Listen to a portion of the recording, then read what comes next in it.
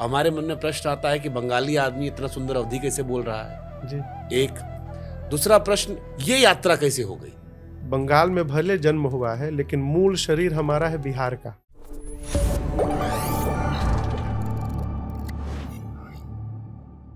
बंबई में एक लड़का रोता है, जी। उसका सिलेक्शन नहीं होता है। जी। कोलकाता में उसका जन्म होता है। अब जब मैं सुनता हूं तो वो अवधी बड़ी खूबसूरत बोलता है। जी।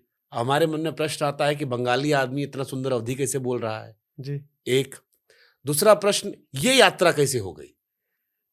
क्योंकि आप फिल्मी गाने गा रहे होंगे बंबई जी। जी। जाके, जी। जी। जी। प्रभु के भजन को पढ़ना, सीखना, समझना आपकी जिज्ञासा गाने तक थी, जितना हमने अब तक जाना जी। आपको। जी। आपकी जिज्ञासा ईश्वर में नहीं थी। मानस को आपने कैसे पढ़ा, कैसे कंठस्थ किया, ईश्वर को कैसे समझा, और आज जो स्वरूप हम देख रहे हैं, इसके पीछे तपस्या क्या थी? मैं आपको बचपन से लेके चलता हूँ। हम्म। मेरे घर का जो माहौल है, परिवेश, वो जन्म के पहले से आध्यात्मिक है। हम्म। इसके पीछे कारण मेरे पूज्य बाबूजी थे। तो पिताजी नहीं रहे 2019 में।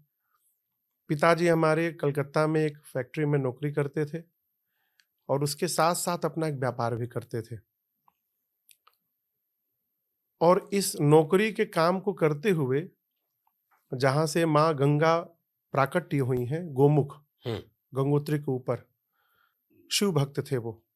गोमुख जाकर कांवड़ में जल लेकर अब पैदल चलकर 12 ज्योतिर्लिंग पर जलाभिषेक किए, अकेले पैदल पैदल।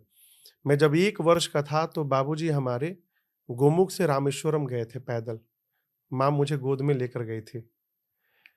उसके बाद 1983 के बाद मैं 2023 में गया था राम कथा गाने के लिए, हम्म।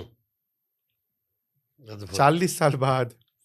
और जब मैं बैठा व्यासपीठ तो मेरे नेत्र सजल हो गए थे उस स्मरण करके।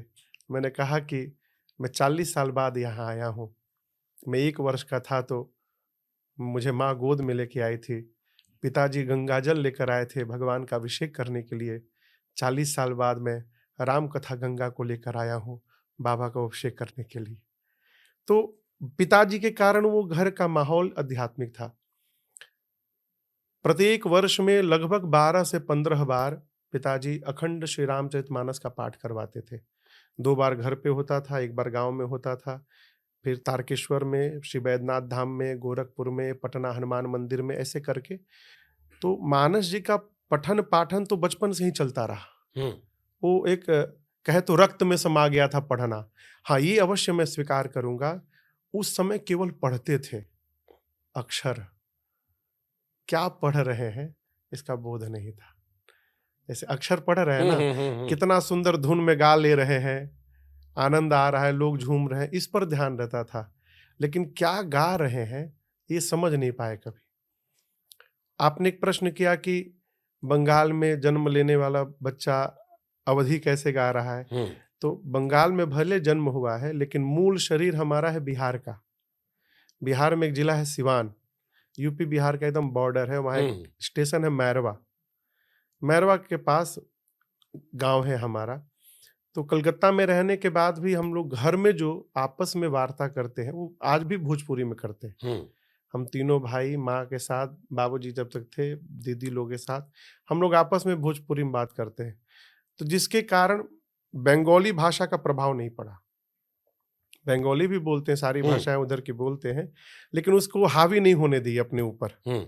तो जिसके कारण वो अपनी मिट्टी से लगाव रहा। और सबसे बड़ी बात बताएं, आपके इस पॉडकास्ट के माध्यम से मैं जितने लोग सुन रहे हैं उनसे एक प्रार्थना करना चाहता हूं, आप दुनिया की हर भाषा बोलिए, अच्छी बात है, लेकिन जिस भाषा में आपका जन्म हुआ है उसका सबसे अधिक सम्मान करिए।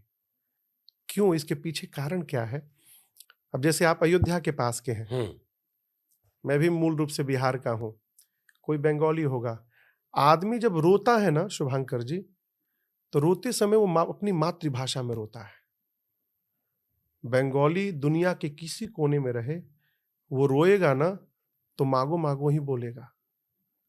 हम लोग कभी रोएंगे ना तो माई रे कहेंगे। है? तो जो विपत्ति में जो आपके साथ खड़ा है वो आपकी अपनी भाषा है।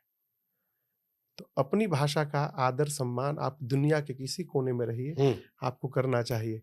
तो इसीलिए हम लोग घर में भी आज भी हम लोग भोजपुरी में बात करते हैं। तो जिसके कारण वो अवधी भाषा पर पकड़ आप देख रहे हैं, वही उसके पीछे कारण है। जबरदस्त।